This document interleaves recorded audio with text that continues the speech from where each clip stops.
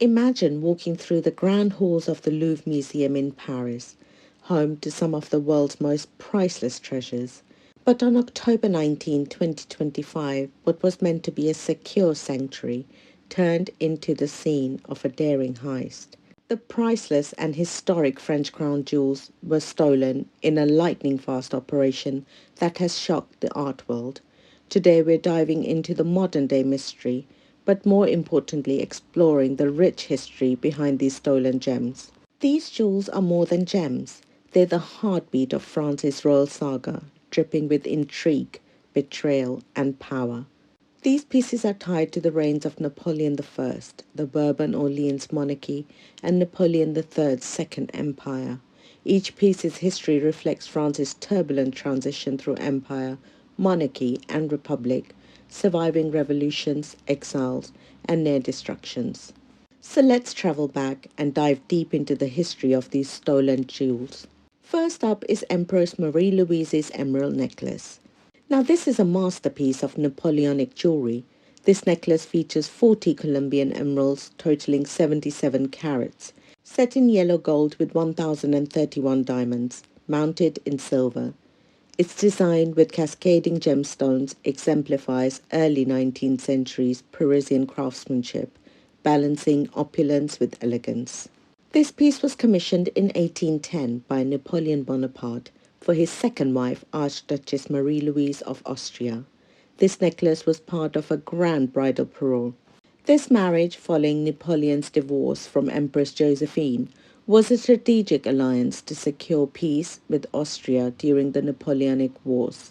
This set showcased Napoleon's wealth and France's access to Colombian emeralds via Spanish colonial trade routes. After Napoleon's defeat at Waterloo in 1815, Marie-Louise fled to Austria with the parole, settling in Parma as Duchess. The set passed on to her son, Napoleon II, and later passed on to the Tuscan Habsburgs. By the late 19th century, the collection fragmented through inheritance. In 1953, the tiara was sold to Van Cleef and Arpels, who removed its emeralds, replacing them with turquoise for a private buyer.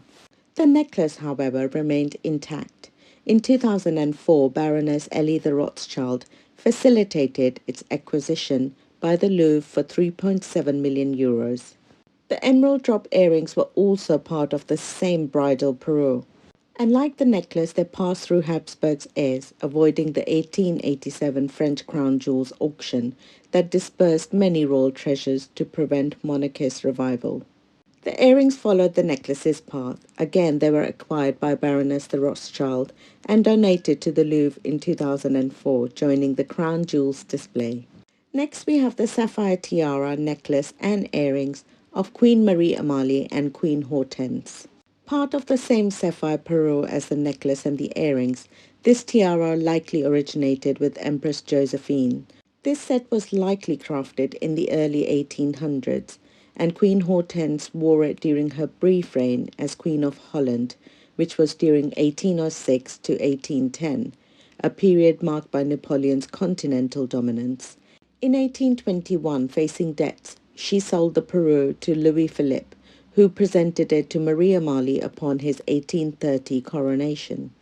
After the 1848 revolution, the Orleans family retained the parure in exile, passing it through generations. In 1985, the Count of Paris sold it to the Louvre, where it was restored and displayed as a centerpiece of the crown jewels collection. As for the earrings, one was stolen and one still remains in the Louvre, making the theft particularly poignant. Next, we have the Empress Eugenie's pearl tiara, which was composed of 212 pearls and 1,998 diamonds. This tiara was commissioned by Emperor Napoleon III to celebrate his marriage to Eugenie in 1853. This pearl tiara stayed in France when Napoleon III and Empress Eugenie went into exile in 1870. It was later sold in the auction for the French crown jewels in 1887 for 78,100 French francs. A few years later, in 1890, this tiara was acquired by Prince Albert of Thurn and Texas as a wedding gift for his bride. His bride, Archduchess Margareta Clementine, wore Empress Eugenie's pearl tiara numerous times during her long marriage. This tiara was inherited by her sons in succession, but remained unworn for a few years. In 1980, Empress Eugenie's pearl tiara was worn by Countess Gloria when she married Johannes, the 11th Prince of Vernon, Texas, and she wore it again when she dressed up as Marie Antoinette for her husband's famously lavish 60th birthday ball in 1986. After the prince's death in 1990, the tiara was sold off to bolster the family's finances, the highlight of a famous auction at Sotheby's in 1992. And after that, the tiara was acquired and displayed at the Louvre. Next, we have the brooch of Empress Eugenie. It was crafted in 1855 and was a fifth anniversary gift to Empress Eugenie by Napoleon III. After the 1870 Franco-Prussian War and the fall of the Second Empire, Eugenie fled to England, but the brooch remained in France, seized by the Third Republic. This piece was exempted from the 1887 Crown Jewels auction. It was preserved as a national treasure. And again we have the large corsage bow brooch of Empress Eugenie.